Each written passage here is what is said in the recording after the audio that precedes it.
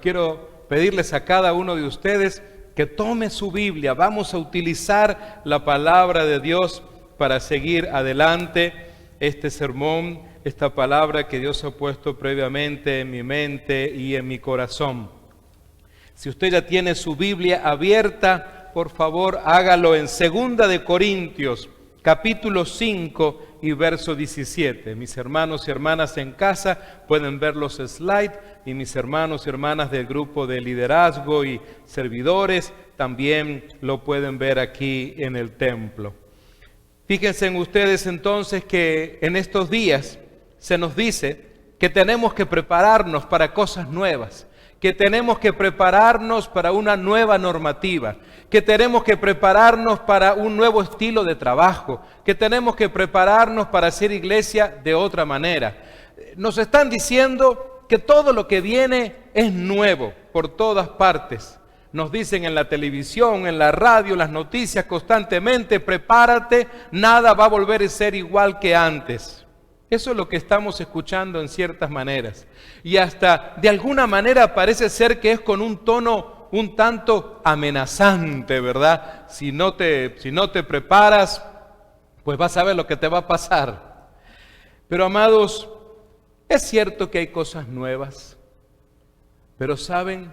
Estas cosas que ahora el mundo llama cosas nuevas, sin embargo, no son eternas. Son efímeras, se van a terminar en realidad. Y algún creyente debería decir amén a eso. Porque sabemos que estas cosas no son eternas. Pero nosotros que conocemos las Escrituras, y por eso vamos a leer ahora la palabra, sabemos cuáles son las cosas nuevas, pero que son eternas. No todo lo nuevo es eterno. Alguna vez ese par de zapatos que usted tiene fue nuevo.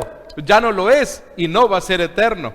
Esta ropa, este vestido que tenemos, algún día fue nuevo cuando lo compraron. Claro que sí, pero ya no lo es y va a dejar de ser eterno definitivamente. Pero quiero que veamos a la luz de las Escrituras las cosas nuevas, pero que son eternas y que no están en íntima relación con las cosas nuevas que ahora nos están diciendo nos tenemos que preparar. Quiero explicar esto comenzando con un pasaje muy conocido. El pueblo de Dios conoce este pasaje porque el apóstol Pablo le dice a los Corintios en su segunda carta, en el capítulo 5 y en el verso 17, les dice, de modo que si alguno está en Cristo, miren ustedes cómo comienza Pablo, si alguno está en Cristo, nueva criatura es, las cosas viejas pasaron,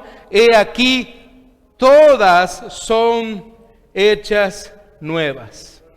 Amados, es cierto en estos días de que se nos dice que todo va a cambiar, que todo será nuevo, nuestro estilo de vivir, nuestra forma de trabajar, como les decía recién, la manera de convivir con otras personas, la manera de comunicarnos, la manera de estudiar. Todos los estudiantes ahora están utilizando tal vez sistemas que nunca antes utilizaban. Yo estoy enseñando de una manera diferente. A mí me gusta enseñar con los estudiantes ahí en el salón de clases, pero ahora lo estamos haciendo a través del sistema Zoom. En fin, que hay muchas cosas nuevas para este tiempo, nos dicen. La Biblia también nos habla de cosas nuevas, pero no por culpa de la pandemia, sino por la voluntad de Dios que nos conviene a nosotros. Repito, no por una pandemia, sino por la voluntad de Dios que en realidad nos conviene a nosotros. Y quiero que veamos estas cosas. Lo primero que quiero que tengamos en cuenta los creyentes es acerca de que habrá una nueva Jerusalén, es decir, un nuevo lugar de adoración para nosotros. Esa es una realidad. Ahora alguien se preguntará, ¿y eso dónde está escrito? Bueno, vayamos al último libro de la Biblia, Apocalipsis capítulo 21 y verso 2. Recuerden, la nueva Jerusalén es un nuevo lugar donde vamos a adorarle a Él. Y es un lugar eterno, no como lo que nos están hablando en estos días. Y yo, Juan, dice el verso 2 del capítulo 21 de Apocalipsis, vi la santa ciudad, y lea conmigo, la nueva Jerusalén. Noten ustedes lo que está viendo Juan. Dice que descendía del cielo de Dios, dispuesta como una esposa ataviada para su marido, preparada para él. Amados, se trata de un nuevo lugar de adoración a Dios, un lugar de adoración que nuestros ojos nunca han visto. Tal vez usted me dirá, mire que yo he recorrido el mundo, he estado en templos muy preciosos, pero ninguno de ellos se va a comparar con lo que es la nueva Jerusalén, la promesa de Dios donde vamos a estar un día adorándole. Es un lugar santo, es un lugar único.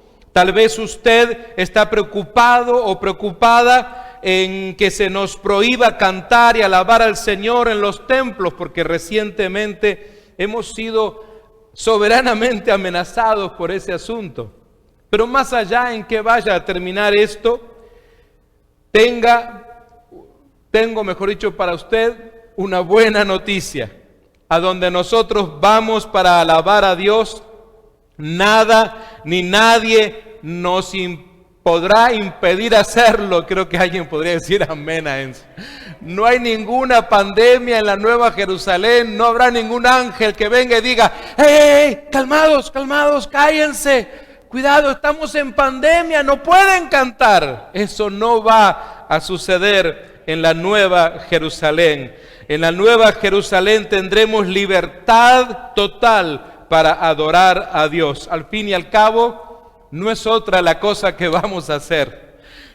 Así que no piense usted, bueno, cuando llego allí voy a ver en qué ministerio me registro, voy a buscar a un ángel en una mesa para ir y decirle lo que yo sé hacer y que me registren algo. Señoras y señores, hermanos y hermanas, olvídese de eso, eso no va a ser así. Es una sola cosa, es un solo ministerio, si lo quiere ver así, adorar y glorificar al Señor. Aquí todavía hay muchas cosas por hacer, ¿verdad? Tenemos ahí unas bancas que cortar, tenemos alimentos que dar a la comunidad, tantas cosas, ir a llevar palabra y alimentos a los homeless, muchas cosas. Cuando estemos en la Nueva Jerusalén, ya eso no va a ser necesario. Así que si usted ha estado retrasando su llamado para servir al Señor, hágalo pronto aquí. Usted no puede decir, cuando llegue a la Nueva Jerusalén, cuando esté en el cielo, cuando esté en la presencia del Señor, ahí veo qué hago, porque ahora aquí estoy muy ocupado. No funciona así. Quiero compartir con ustedes unas palabras del teólogo William Hendrickson, que en su comentario, él dice, después del juicio final, Juan muestra a sus lectores un cuadro de perfección que difiere de manera radical del mundo presente. El viejo orden ha concluido.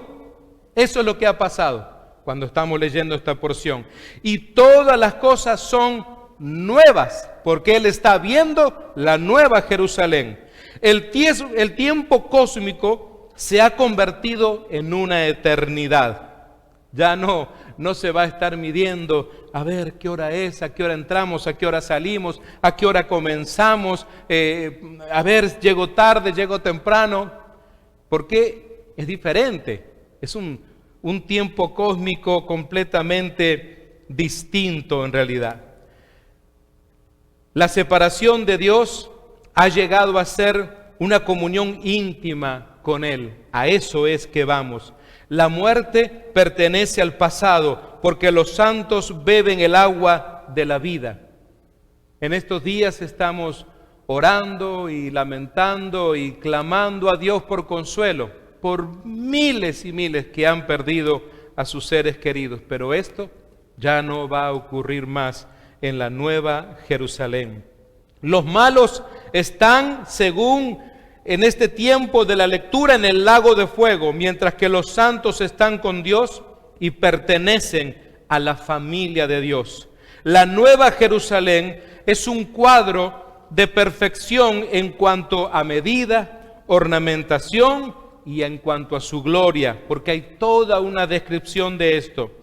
El cuadro del cual estamos hablando, según lo manifiesta Hendriksen, pone de manifiesto un río de la vida que fluye desde el trono de Dios y del Cordero, con árboles frutales en ambas orillas. Eliminada la maldición, los siervos de Dios los sirven a Él y al Cordero, porque ya no hay muerte, solo hay vida eterna. Es el paraíso restaurado. Y queridos amigos y hermanos, hay una conexión, les digo yo, entre la primera creación descrita en el libro de Génesis y la nueva creación de los cielos y de la tierra que encontramos en este pasaje de Apocalipsis. En el paraíso, antes de la caída, Dios tenía una comunión íntima con Adán. Ustedes recordarán esto. Le daba instrucciones y satisfacía sus necesidades. Para los que toman nota, esto está en capítulo 2 de Génesis, desde el versículo 15 hasta el versículo 25. En la nueva tierra, Dios mora con su pueblo en una comunión íntima. Miren ustedes estas palabras. Mira, el tabernáculo de Dios está con el pueblo y morará con ellos, dice el versículo 3. Después de la caída, Adán y Eva se escondieron de la presencia de Dios. Eso lo vemos en el relato, la narrativa de Génesis 3 y versículo 8. En la restauración de la cual estamos hablando para la nueva Jerusalén, Dios mora con nosotros. Dios mora con los creyentes para siempre en ese tabernáculo nuevo de Dios. El jardín del Edén, amados hermanos, era un lugar sin temor, un lugar sin dolor, sin llanto, sin muerte. Y la nueva creación es un lugar donde, dice el versículo 4, y lo explico así para que vean este puente con los versos bíblicos de Génesis y los versos bíblicos de Apocalipsis, porque el verso 4 dice, ya no habrá muerte. Eso no había tampoco en el Edén, en el principio, ni dolor, ni llanto, ni habrá ya más sufrimiento. No, es decir, no habrá ningún virus, ninguna bacteria, nada que pueda atacar a los santos, a los apartados, a los hombres y mujeres que estarán en su presencia. Amados, yo les digo, no habrá ninguna pandemia en la Nueva Jerusalén. ¿Cuántos dicen amén a eso, verdad? Mis amados, algo más que será nuevo. Si bien les estoy hablando de esa nueva Jerusalén que nos espera, quiero hablar ahora de un nuevo mandamiento, porque es importante que los creyentes tengamos en cuenta esto. Hablar de un nuevo mandamiento es hablar de una nueva regla. Quisiera que fuéramos a las palabras de Jesús, Juan capítulo 13 y versículo 34, donde dice, un mandamiento nuevo os doy, hablando Jesús, que os améis unos a otros como yo os he amado, que también os améis unos a otros. Verdaderamente, para este tiempo, este mandamiento es revolucionario para este mundo. El término traducido aquí por mandamiento se utiliza en 3 contextos, y quisiera que tome en cuenta esto. 3 contextos de este mandamiento. El primer contexto que yo encuentro aquí es justamente como respecto a un mandato u orden legal emitido por el Sanedrín. Porque si vamos nosotros a Juan capítulo 11 y verso 57, vamos a encontrar que ahí Jesús está hablando de este punto. Así que entonces, se utiliza, dije, en 3 contextos. El primero es como respecto a un mandato. El segundo es como respecto al encargo o instrucción que el Padre dio a Jesús. En Juan 10, versículo 18, en Juan 12, versículo 49 y 50, y finalmente en Juan 14 y verso 31. Para los que están tomando nota, vemos que se refiere aquí al encargo, a las instrucciones. Y en tercer lugar, es respecto al precepto que Jesús dio a los discípulos. Ya ahora no es el Padre dándole estos mandamientos o reglas o preceptos a Jesús, sino que ahora es el Hijo. Es Dios encarnado a los discípulos. Juan 13:34 lo acabamos de leer, Juan 14, versículo 15 y 21, Juan capítulo 15, versículos 10 y 12. Si bien estos tres significados que les acabo de explicar, es decir, respecto al mandato, respecto al encargo y respecto a Jesús hacia los discípulos, están íntimamente relacionados. Estamos hablando, recuerden, de un nuevo mandamiento. Y digo que están íntimamente relacionados, probablemente lo mejor de esto es distinguirlos un poco para entender el asunto del nuevo mandamiento. Bueno, el mandato u orden legal lo emiten hombres que pueden tener o no interés sincero y personal en aquellos que deben obedecerlo. Porque algunos lo hacen con un corazón sincero y otros simplemente por vana religión. Amados, veamos esto. No hay desde luego prueba alguna de que el Sanedrín, y cuando menciono el Sanedrín, porque en esos días en que Jesús enseñaba y predicaba, estos hombres o los miembros del Sanedrín, estos ancianos, eran los que tenían como la jurisdicción de la espiritualidad y de las reglas de Dios. Ellos eran los que supuestamente hablaban de parte de Dios y enseñaban de parte de Dios en las sinagogas y en el templo a la gente, al pueblo. Tengamos en cuenta entonces que si se utiliza en ese sentido, la palabra tiene el sabor de algo externo, algo oficial, algo que al fin y al cabo es como muy codificado. Pero el encargo o la instrucción que el Padre dio al Hijo es la directiva que el que envía en su amor da al enviado, en este caso es a Jesús, en armonía completa con el plan eterno en el cual están de acuerdo ambos, el que envía y el enviado, Dios y el Hijo, el Padre Celestial y el Dios encarnado. El precepto es una norma que Jesús formuló e ilustró con su ejemplo para regular la conducta y la actitud interna de los discípulos hacia Cristo, entre sí y hacia el mundo. Así que entonces, es por eso que leemos siempre las Escrituras, porque ahí están los mandamientos de Dios para el pueblo, y de eso se encargó Jesús. Por eso es que cada día necesitas hacer tu devocional, cada día necesitas refugiarte en su palabra para aprender sus preceptos. Y yo sé que muchas veces decimos, bueno, quiero leer el libro de los Salmos, quiero leer el libro de los Proverbios, pero por favor, no dejen de lado el Antiguo Testamento, no dejen de lado especialmente los primeros 5 libros, el Pentateuco, en donde encontramos todas las instrucciones de Dios también. Mis amados, hay una nueva Jerusalén, hay un nuevo mandamiento según lo dice el Señor Jesús, pero hay algo más, hay un nuevo camino y esto tenemos que explicarlo. Un nuevo camino es un nuevo acceso a Dios.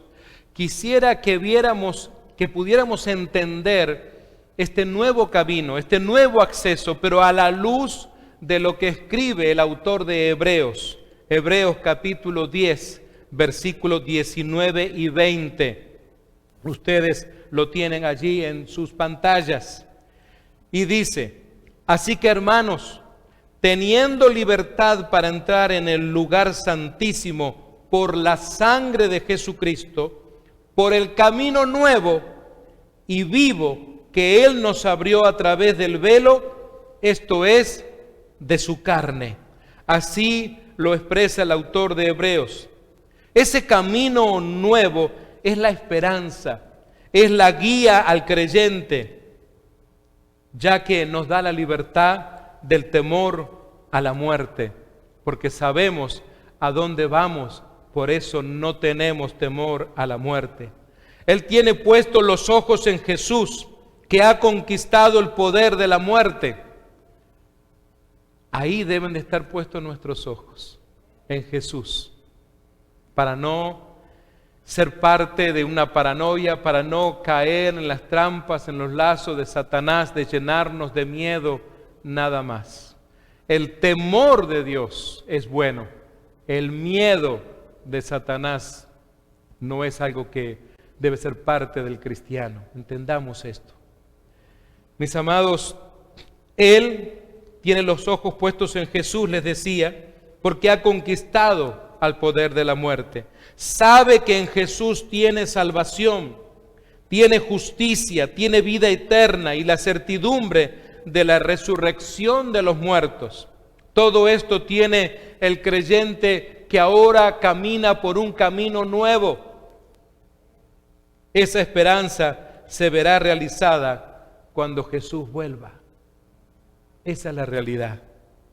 Mis amados, así como hay una nueva Jerusalén, así como entonces hay un nuevo mandamiento y hay un nuevo camino, también hay un nuevo hombre.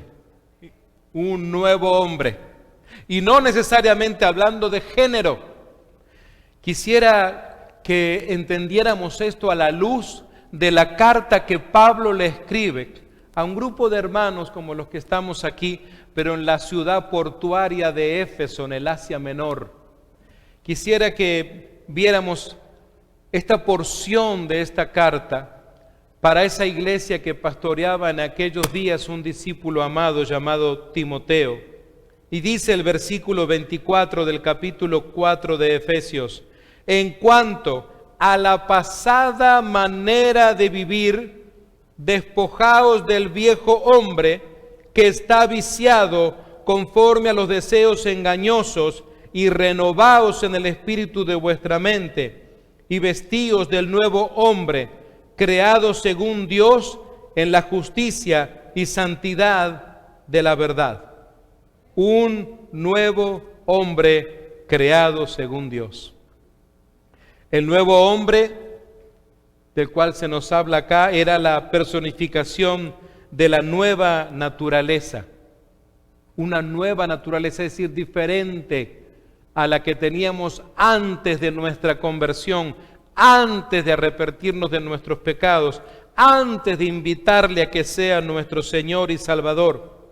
Por eso es que en un capítulo anterior, Pablo, en el capítulo 3 y verso 16 de Éfeso, él dice: para que os dé conforme a las riquezas de su gloria, el ser fortalecidos con poder en el hombre interior por su espíritu.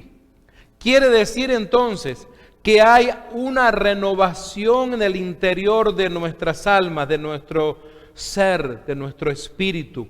Un hombre nuevo, es decir, se habla de una regeneración. Este hombre interior del cual está hablando Pablo, que es nuevo, es creado por Dios para buenas obras, nuevas obras, así como Dios creó a Adán a su imagen. Recordemos, haciendo este puente una vez más, Génesis capítulo 1, verso 27, Dios ha creado al ser humano a su imagen. Y fíjense en ustedes, también produjo la segunda creación a la imagen de Cristo. Acabamos de leer 2 de Corintios capítulo 5 y verso 17, pero también a nuestros hermanos en Gálatas capítulo 6 y verso 15 dice: porque en Cristo Jesús ni la circuncisión vale nada, ni la incircuncisión, sino una nueva creación. Y eso es lo que sucede con nosotros. Hablar de esta nueva creación, de esta regeneración, de este nuevo hombre, de esta nueva mujer. Eso es lo nuevo en realidad. Y amados míos, estamos hablando de cosas nuevas que nada tienen que ver con la que hoy nos están poniendo los periódicos o las redes sociales. Pero hay algo más. Y la palabra habla de un nuevo vestido, una nueva ropa. ¿Cómo los cristianos hoy en día interpretan a Dios cuando nos habla de un nuevo vestido, de un nuevo ropaje? El vestuario de estos días nada tiene que ver con el vestuario de la gente en los días de Jesús. Hoy, con nuestros closets, con nuestros roperos, con nuestros lugares donde guardamos la ropa, que están tan llenos de vestidos y de ropaje, en aquellos días, no crea usted que era así, a no ser aquellos que que eran familias muy ricas o que pertenecían al alto estatus tal vez de la sociedad. Pero la gente, el pueblo, como usted y como yo, tenía simplemente una determinada cantidad de vestidos nada más. Y pensemos en cómo eran esos vestidos, cómo los usaban, porque entendiendo esto vamos a entender por qué el Señor Jesús habla de esta manera. Noten ustedes cómo lo explica en Lucas. Vaya conmigo al Evangelio según San Lucas, el capítulo 5 y el verso 36. Porque hablar de un nuevo vestido va a ser hablar de una nueva justicia. De eso quiero hablar. En estos días donde hemos tenido tantas manifestaciones de justicia por aquí y por allá, entendamos qué es para el Señor Jesús hablar de justicia. Probablemente usted se va a asombrar y va a decir, Jesús interpreta la justicia desde una perspectiva completamente diferente. Aquí es donde usted tiene que tomar una decisión. ¿Cómo va a interpretar usted la justicia? ¿A la luz de los eventos seculares? ¿A la luz de los políticos de hoy en día? ¿A la luz de los entendidos en la materia? ¿O lo vamos a hacer a la luz de las Sagradas Escrituras? A la luz de cómo el Señor nos enseña esto. El versículo 36 del capítulo 5 en Lucas dice que les dijo también una parábola. Nadie corta un pedazo de un vestido nuevo y lo pone en un vestido viejo. Pues si lo hace, no solamente rompe el nuevo, sino que el remiendo sacado de él no armoniza con el viejo, y podríamos, si seguimos leyendo, notar que rasga luego con el tiempo a esa vestidura vieja. Quisiera citar con ustedes al comentarista, el colega Samuel Díaz, que él dice, como los fariseos vieron que algunos de los discípulos de Juan ahora seguían a Jesús, confrontaron maliciosamente los dos estilos de ministerio. Confrontaron el ministerio de Juan, el profeta, y al propio Señor Jesús, e incluyeron en la consideración a los discípulos de ellos mismos. Tratándose de Juan, habían dicho que tenía demonio por su manera de ayunar y someter exigencias a su cuerpo. Por ejemplo, porque él comía miel silvestre y comía langostas del campo.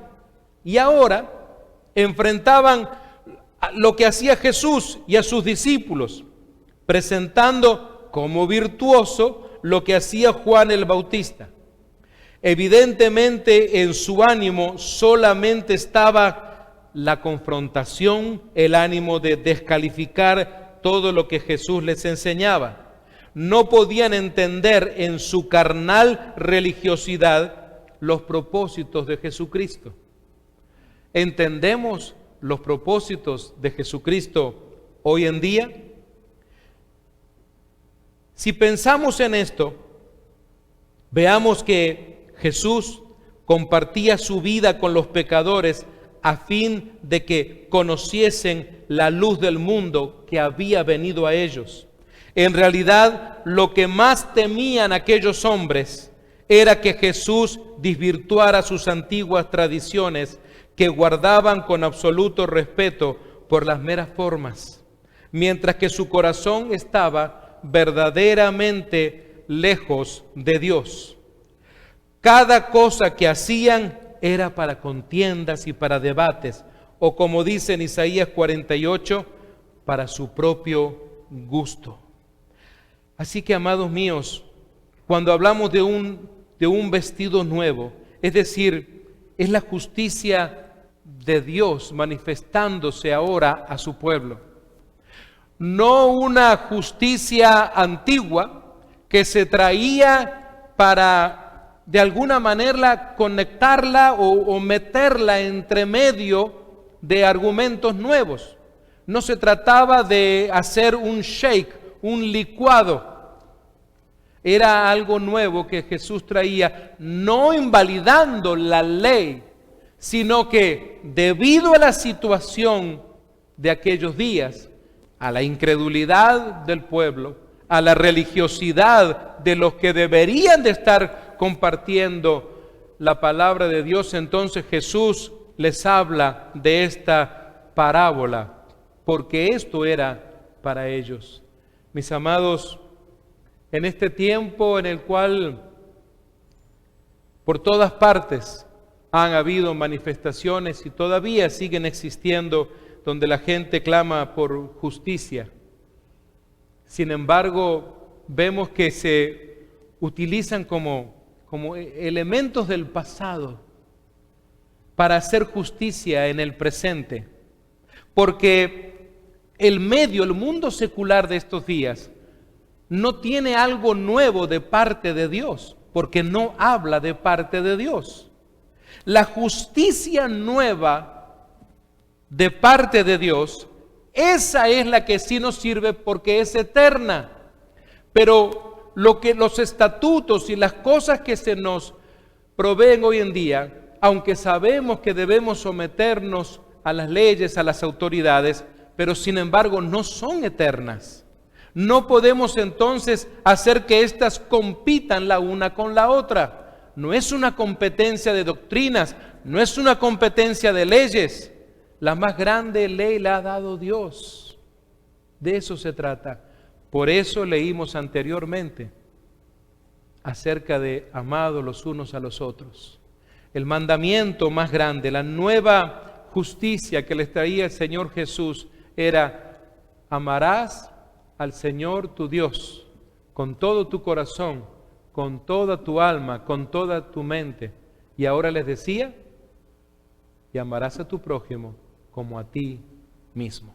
Y ahí está reducido todo para que el ser humano pueda convivir, para que el ser humano pueda tener una vida agradable delante de Dios.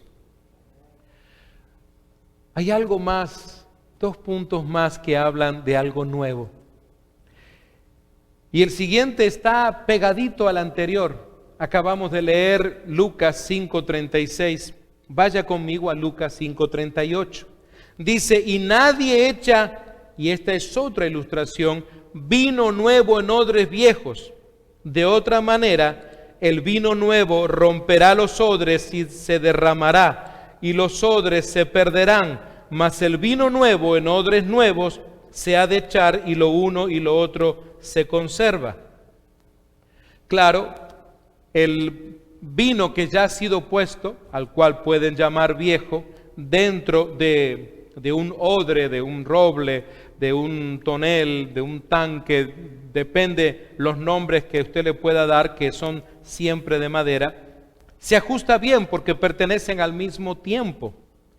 Pero si se acabara ese vino y pusiéramos un vino nuevo, recién hecho, que está con su acidez bien fuerte todavía, dentro de ese odre que es viejo, la propia acidez del vino va entonces lastimando por dentro a ese odre y comienza entonces a tener pérdida, a liquear también. Y como ha quedado un rezago, siempre pasa esto, quedaba un rezago de lo anterior, entonces el vino nuevo, en cierta forma, podríamos decir, se contamina, se mezcla con el orujo que quedó del anterior vino.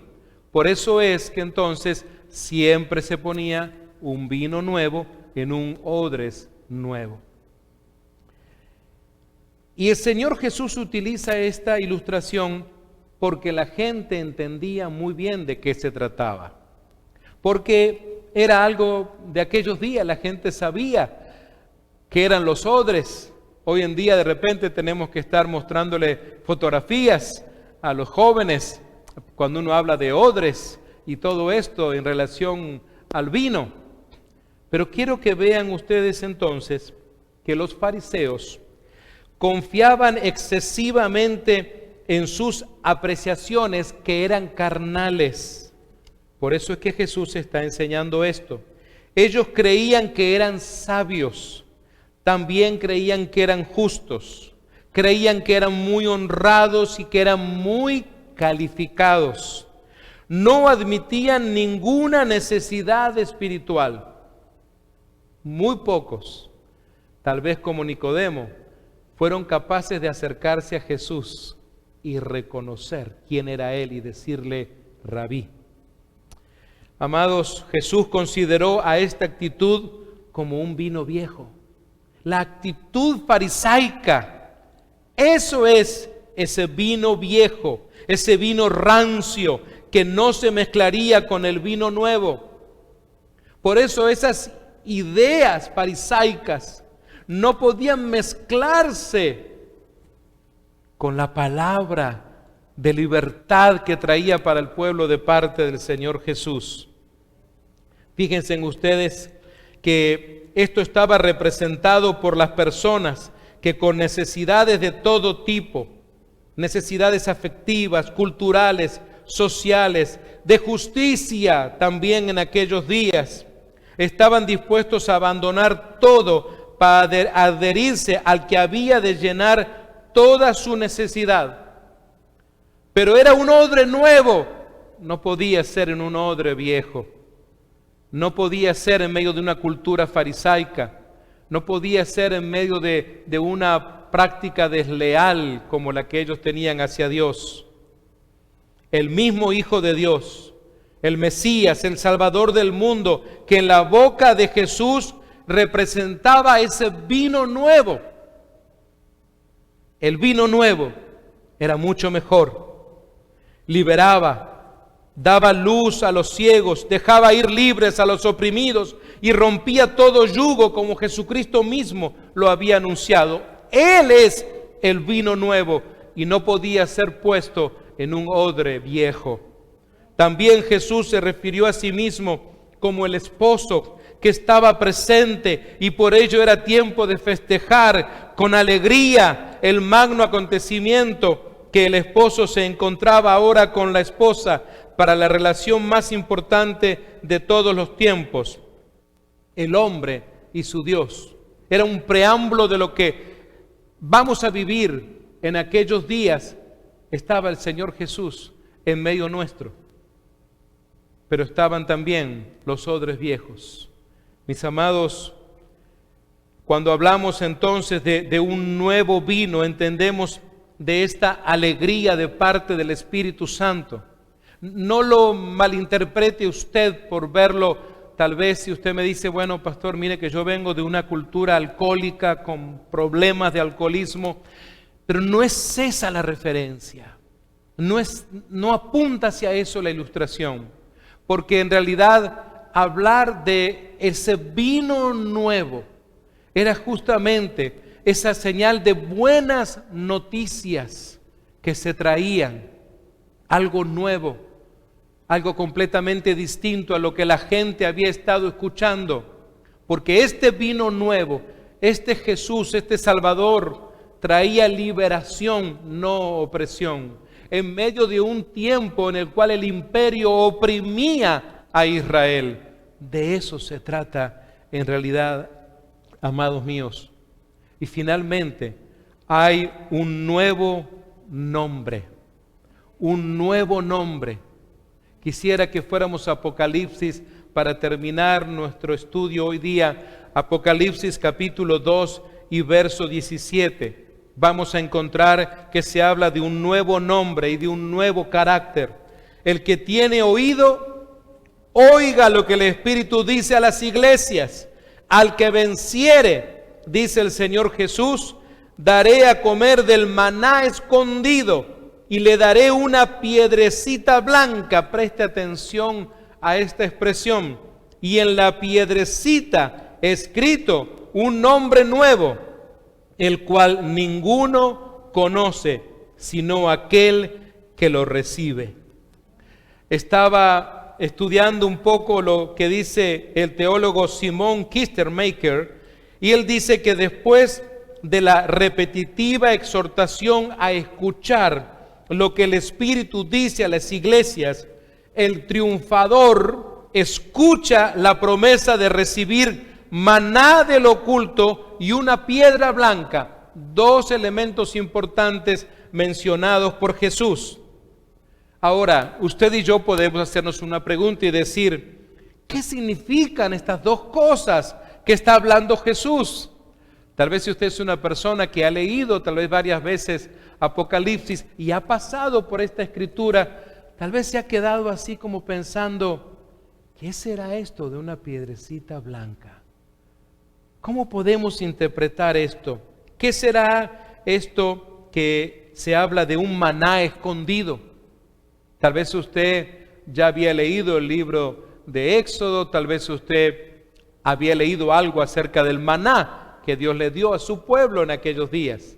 Pero fíjense en ustedes, amados míos, que por 40 años el maná fue el alimento de Israel en el desierto, hasta que el pueblo cruzó el Jordán y entró a Canaán. Dios dio instrucciones a Moisés para que colocara una vasija de maná en el arca del pacto, para que nunca se olvidaran de eso. Y así quedó oculto a la vista, y seguramente hasta el día de hoy. Esto lo encontramos en Éxodo, capítulo 16, versos 32 al 34. También el autor de Hebreos en el capítulo 9 y en el verso 4. Ahora, según el autor del libro deuterocanónico, que no está en nuestra Biblia de los 66 libros, pero ustedes me han escuchado hablar de que a veces cuando vamos y leemos esos deuterocanónicos que no han sido considerados en nuestra presente Biblia, sin embargo hay conceptos históricos muy interesantes a tener en cuenta, porque justamente hay un libro de esos deuterocanónicos conocido como la Segunda de Macabeos, el capítulo 2, el versos 4 al 7. Recuerda, lo estoy leyendo desde una perspectiva más bien histórica. Dice que en la destrucción del templo de Salomón, Jeremías ocultó el tabernáculo con el arca y el altar del incienso en una cueva del monte Nebo, y dice que selló su entrada. Eso lo encontramos allí en ese libro histórico de Macabeos. Los judíos esperaban la venida de la era mesiánica cuando comerían el maná en lo oculto. Los cristianos, hablando de nosotros, sin embargo, reconocemos a Jesús como el Mesías que introdujo la era mesiánica. Él lo introdujo. No estamos esperando a otro Mesías. Amén. Desde la venida de Jesús, sus seguidores siempre han comido el maná oculto y disfrutado de sus bendiciones. Jesús se llamó a sí mismo el pan de vida. Hace un instante celebrábamos la Santa Cena y teníamos esa pequeña porción, ese pequeño waffle que hacíamos referencia como ese pan, esa representación del cuerpo de Cristo. Así que Él mismo se autodefinía como el pan de vida y lo contrapuso al maná que los israelitas comieron en el desierto. Eso usted lo va a encontrar en el capítulo 6 del Evangelio de Juan, versículos 48 al 49. Ahora, este pan que da vida es en realidad el alimento espiritual para todos los que ponen su fe en Cristo. Eso lo dice Mateo 11:25, Colosenses 2:3 y capítulo 3 y verso 3. Y usted dirá, bueno, muy bien, entendemos este asunto ahora del maná oculto, pero ¿y qué tal el asunto de la piedrecita? Seguramente aquellos que nos están escuchando y han puesto atención, han hecho algunos estudios al respecto, estarán tratando de prestar mucha atención para ver qué va a decir este predicador de este tema de la piedrecita. Amados míos, el significado de la piedra blanca sigue siendo en realidad un misterio. Yo no estoy acá para presentarme como un revelador de misterios de la Biblia. Fíjense ustedes que hasta el día de hoy los comentaristas y los teólogos han intentado resolver esto, pero cada uno ha tenido que presentar su propio y personal argumento. En aquellos tiempos, podríamos decir, alguna de las cosas que llamó mi atención, en los tribunales se depositaban piedritas blancas para significar la exoneración del acusado y piedras negras para condenarlo.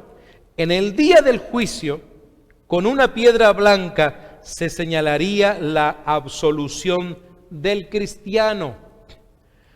Pero, amados míos, el texto que acabamos de leer no dice que el vencedor deposita una piedra blanca, sino que recibe una piedra blanca. Ese es el detalle. No es que usted y yo vamos a tener nuestra piedrita blanca en la mano y la vamos a depositar en la mesa a la hora del juicio, para que nosotros tengamos que de alguna manera decir si soy o no culpable. No se trata de eso. Vamos a recibirla de parte del Señor y declara que es una piedrecita blanca. Tal vez en aquellos tiempos algunos, teniendo en cuenta cómo se hacían en las cortes antiguas, tal vez algunos habrán dicho, ¿será algo así? La verdad es que no lo sabemos. Y seguramente cuando usted investigue más, va a encontrar un sinnúmero de argumentos. Me gustó rescatar este porque tenía un contexto histórico de algo que se vivió en aquellos días. Pero, amados míos, entendamos que si bien el texto no dice esto, la piedra va a ser dada justamente a nosotros. Las piedras que se depositaban en aquellos casos judiciales no llevaban ningún nombre escrito, solamente o eran blancas o eran negras. Pero el pasaje que estamos viendo ahora, cuando hablamos justamente de esto nuevo, que es un nuevo nombre, un nuevo carácter, no se nos dice.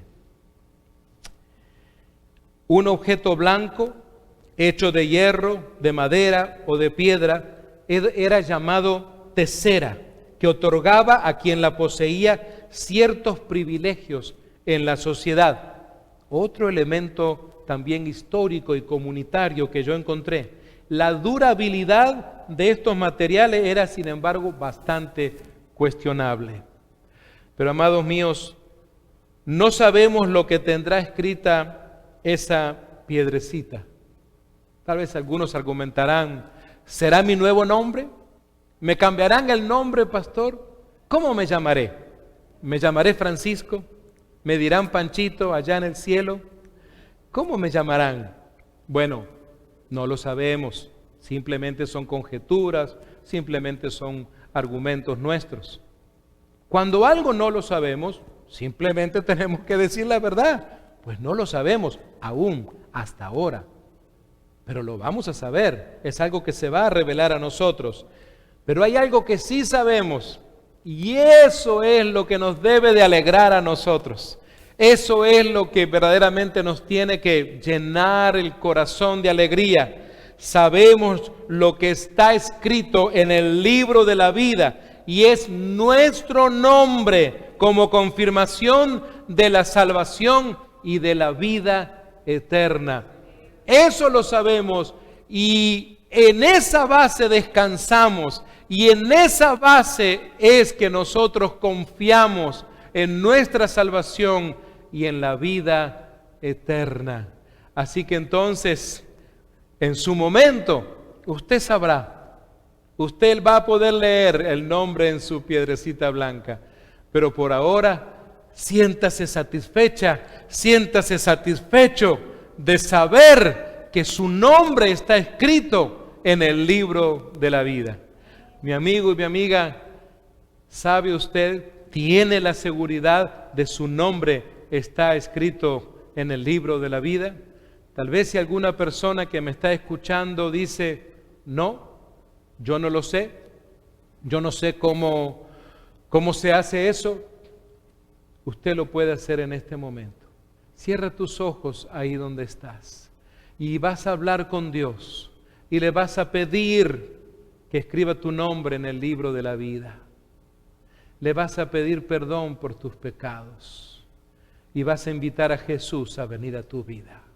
Ahí donde estás, mi amigo y mi amiga, levanta tu mano derecha y dile así: Señor Jesús, en este momento yo te suplico perdón por todos mis pecados. Te suplico que escribas mi nombre en el libro de la vida. Recibo tu Espíritu Santo. Gracias por tu Hijo Jesucristo, quien murió en la cruz por todos mis pecados y me compró con precio de sangre. Gracias porque hoy tú escribes mi nombre en el libro de la vida. Te entrego todo mi ser, toda mi alma, todo mi espíritu, y te doy gracias por la salvación y la vida eterna.